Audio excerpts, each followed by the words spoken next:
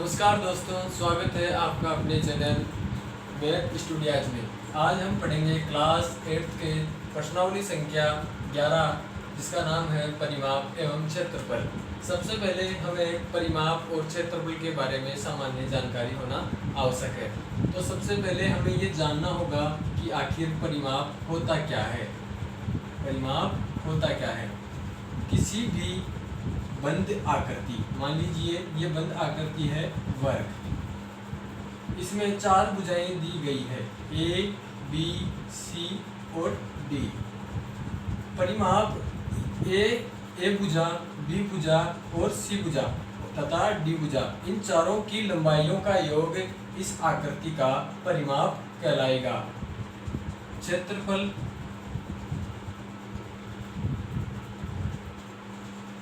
किसी भी बंद आकृति के द्वारा, यहाँ पे ये आकृति वर्ग दिखाई गई है। इस वर्ग के द्वारा धरातल पर जितनी दूरी घेरी जाती है अपना स्थान पाने के लिए, उस दूरी को या उस क्षेत्रफल को इस आकृति का क्षेत्रफल बोला जाएगा। आगे हम पढ़ेंगे वर्ग, आयत तथा अनेक आकृतियों के बारे में, उनके परिमाप, उनके क्षेत्रफल के बारे में। तो सबसे पहले हम शुरू करते हैं वर्ग। वर्ग आखिर होता क्या है? 4 भुजाओं से घिरी हुई बंद आकृति को वर्ग कहते हैं तथा वर्ग की चारों भुजाओं की लंबाई बराबर होती है। मान लीजिए यदि ए, बी, सी और डी इस वर्ग का नाम दे दिया गया है। यदि ए बी भुजा की लंबाई 1 सेंटीमीटर है तो इस भुजा की लंबाई भी 1 सेंटीमीटर होगी और इस भुजा की लंबाई भी 1 सेंटीमीटर होगी और इसी भुजा की लंबाई भी 1 सेंटीमीटर होगी। वर्ग का प्रत्येक कोण 90 डिग्री का होता है, जिसे हम समकोण भी कहते हैं। वर्ग का प्रत्येक कोण कितने डिग्री का होता है? 90 डिग्री का।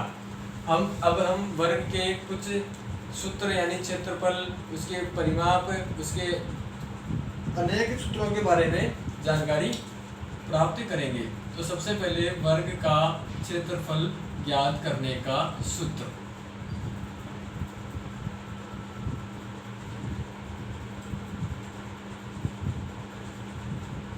वर्ग का क्षेत्रफल ज्ञात करने का सूत्र होता है भुजा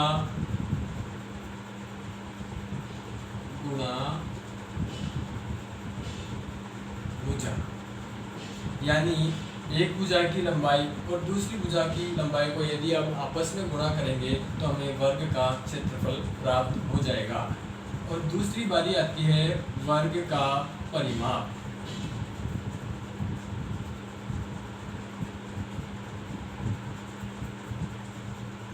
वर्ग का परिमाप ज्ञात करने का सूत्र होता है 4 इंटू भुजा।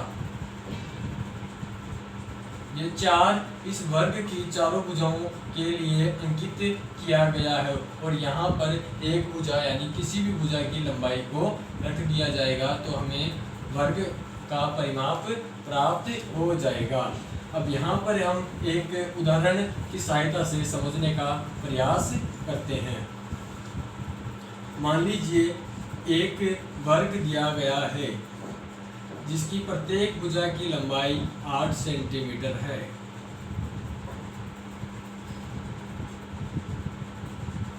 तो हमें यदि इसका परिमाप और क्षेत्रफल ज्ञात करना हो तो कैसे ज्ञात करेंगे, आइए समझते हैं।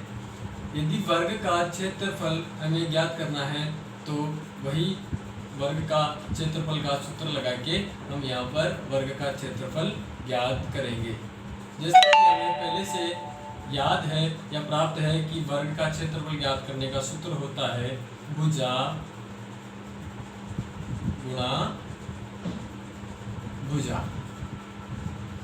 तो भुजा कितनी सेंटीमीटर की है? 8 सेंटीमीटर की, गुणा दूसरी भुजा, कोई सी भी भुजा ले सकते हैं इसमें से, या ये ले लो, ये ले लो या फिर ये ले लो। तो दूसरी भुजा कितनी हो गई? 8 सेंटीमीटर मीटर। यदि 8 को 8 से गुणा करेंगे तो हमें कितना प्राप्त होगा? 64 सेंटीमीटर। और हमेशा क्षेत्रफल स्क्वायर के रूप में ही प्राप्त होता है। और यदि इसी वर्ग का परिमाप हमें ज्ञात करने के लिए बोल दिया जाए तो हम किस प्रकार प्राप्त करेंगे, आइए समझते हैं।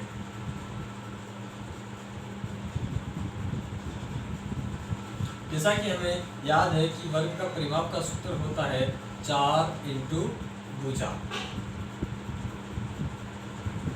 4 गुणा भुजा, किसी भी भुजा की लंबाई रख देंगे यहाँ पे 8 सेंटीमीटर है, क्योंकि वर्ग की प्रत्येक भुजा की लंबाई समान होती है। तो ये 8 रख देंगे, बराबर कितना आ जाएगा, 32 सेंटीमीटर स्क्वायर।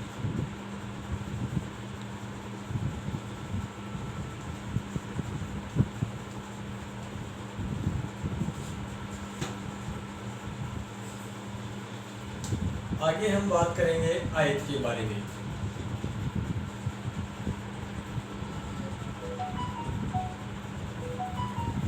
सबसे पहले हमें ये ध्यान रखना है, आयत 4 भुजाओं से घिरी हुई बंद आकृति को बोलते हैं, जिसके आमने सामने वाली भुजाएं एक समान लंबाई की होती है। अभी आप यहाँ देख पा रहे होंगे कि ये भुजा और ये भुजा दोनों की लंबाई आपस में समान है, और इस भुजा और इस भुजा की लंबाई आपस में समान है। इस आयत का भी प्रत्येक कोण 90 डिग्री का होता है। कितने डिग्री का होता है, 90 डिग्री का होता है। आयत का क्षेत्रफल ज्ञात करने का हम यहाँ पे सूत्र देखेंगे।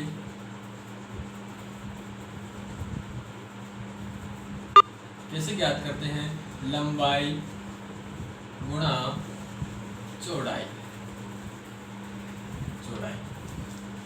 अब मान लीजिए यदि इस आयत का क्षेत्रफल हमें ज्ञात करना है तो हमें मान लीजिए इस भुजा की लंबाई 8 है, इसकी भी 8 है, और इसकी 4 है, और इसकी भी 4 है।